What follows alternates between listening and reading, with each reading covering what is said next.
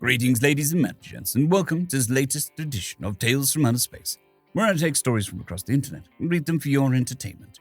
This particular story is called He Will Live a Long Life, written by Slow AD 2584.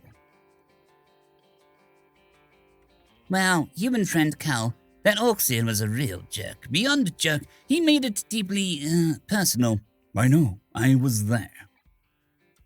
I find it most cowardly in the extreme that it took advantage of zero-tolerance violence in the workforce and leveraged it so heavily-handedly against you. It's cool.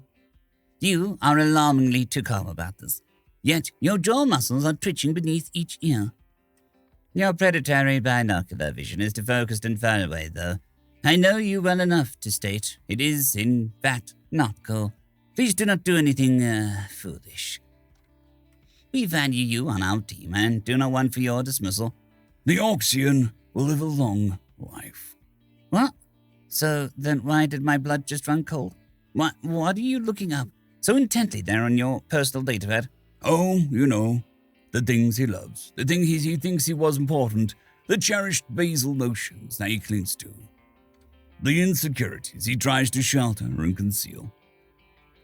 Yikes, pal, but how can you even determine half of that? You'll be surprised what you can puzzle out when properly motivated. But that would still violate the terms to attack his living support matrix like this. And it would be obvious as it grows and reestablishes a pattern. They would see it coming at some point. No, they won't see this coming. See, it's not about vindictive, it was meanness. It's more about making it just seem like the universe just absolutely hates him, in some sort of impersonal, karmic degree, throughout his long and healthy life. The dark pulsar, Cal. Remind me to never get on your bad side. Noted.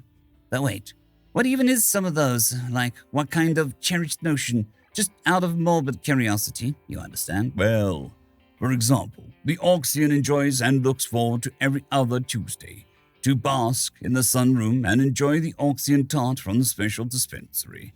So, how could that ever be weaponized?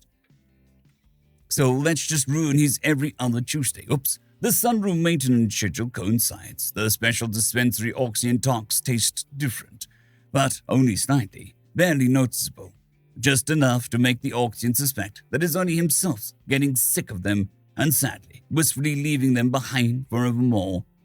But that's monstrous. Nothing harmful to him, nothing the least bit poisonous. Just make the Tuesdays no longer special. Wow, but that doesn't seem so bad, if that is all. More than that, so much more than that. As time goes on, the Orcsian will see the pole fall over his daily routine. Everything seems to crumble and erode around him. Just unfortunate happenstance, but spreading to everything in his life. But this is so hateful, so hurtful. There is indeed hatred, but no hurting, nothing personal, nothing physical. He will live a long and healthy life. But the qualia of that life will be bleak, such misery and paranoia. I never said that he'd live a long and fulfilling life. I wish to amend my previous request. Please remind me to never get on your bad side. And now further, please inform me if I ever even slightly annoy you. Please? You got it, pal. Also, you might just be an Earth Witch, if I understand the definition of hexagrammic curse correctly. Well, look at you, doing your homework. I'm actually a little proud of you. Well, in recent night I felt the need to do a little research myself. Probably for the best, all things considered. Story number 2. Still Human, written by AloneDoughnut. The air filled with the sizzle of superheated metal, and the smell of ozone ripped through the space as the shot found home. Fortunately for the gaggle of civilians cowering behind it, home was a half-meter thick titanium shield with layers designed to ablate in such a situation. Target 2 o'clock high, a mechanical voice said. A towering mechanical suit loomed over the group, a story tall, made of metal and composites. The pilot was relaying information to it, which it was repeating aloud for those nearby. If its squads remained, they would have heard the call-out. With its left hand, it leveled a long-barreled weapon in the direction indicated. The hair on the civilians that had it stood on end as electromagnetic systems charged, filling the air with static from a weapon that was slightly damaged. Regardless, the 100mm tungsten slug punched through the space between the figure and the building. A crack as the sound barrier was shattered. The building exploded in a shower of debris. Whoever had fired on them was surely dead. Depending on the reference material, humans are a fairly unremarkable species. Their relative isolation galactically meant that they spent nearly 2 centuries in space, colonizing nearby star systems before they made first contact. They'd made dealing with them difficult by refusing to unify. 3 separate representative bodies and 2 protectorates meant that politics had always been weird. Their ships were faster, a unique quirk of their biology allowing them to be different than others, and they'd spent so long fighting one another that they were damn good at warfare. But at the end of the day, they were unremarkable. Not the fastest, not the strongest, not even the smartest, just persistent. They innovated to close the gaps.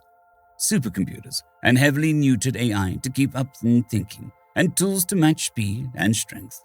One such tool was the biceps, bipedal, independent combat enhancement and protection suits. They came in 4 sizes, from small to large, and connected to the operator via neural link system.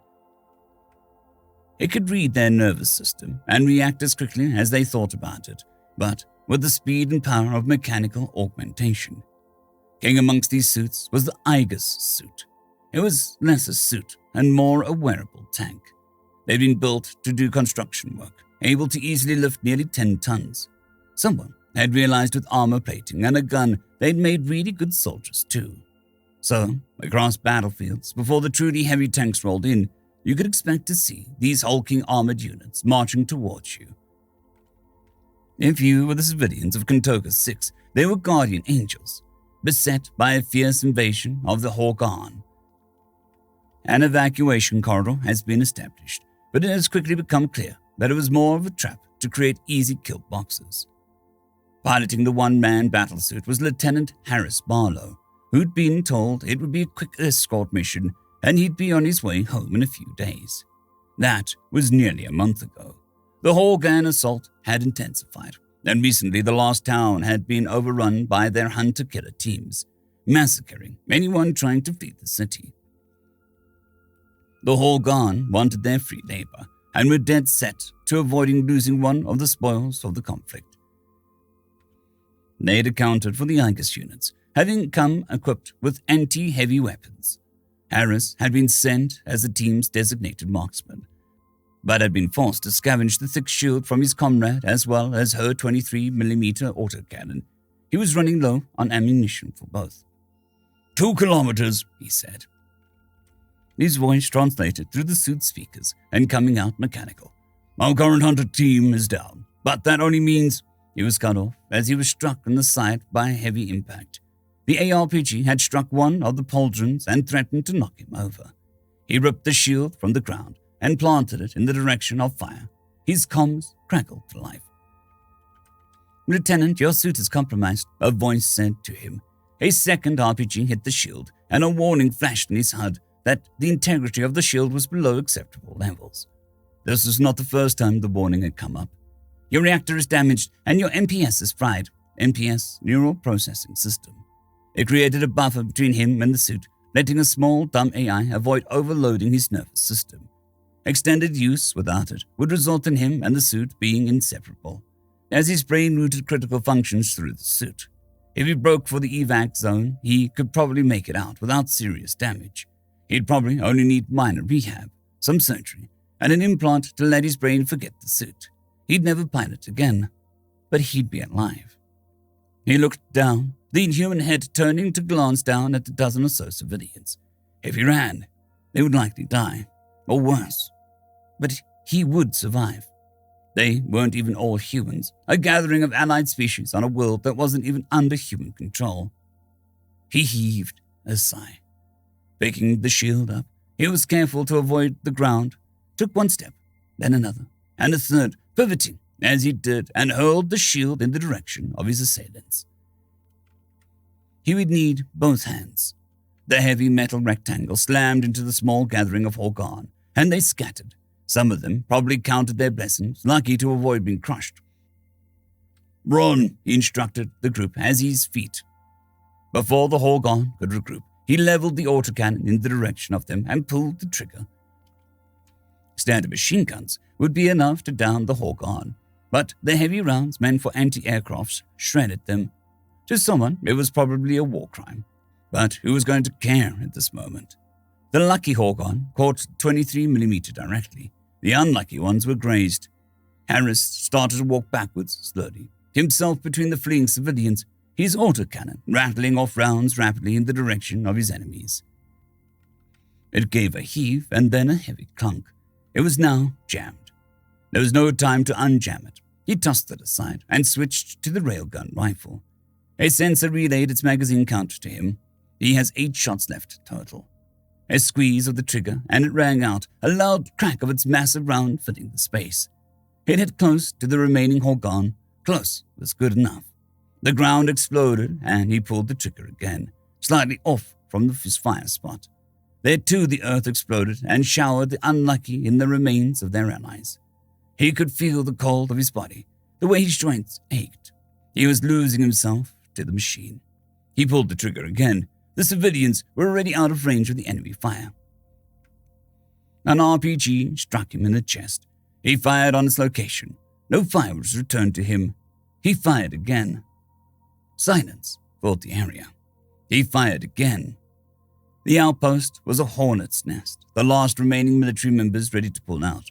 Across the plains, the dozen or so civilians crossed the fence line and were shuffled off to transports. A lone Igus approached the line. It stumbled, wobbling in its walk. A swarm of mechanics flooded towards it. It took an uneasy step before its legs gave out and it stumbled to the ground. Coolant leaked from its reactor, then its armor plates were scored and burned. Several external systems were sheared off. A mechanic pried off the cockpit, exposing the pilot within. Lieutenant Hallis Barlow raised a hand. His Igus raised a hand. It too, threatening to send his saviors flying. Someone said something to him, but he couldn't hear.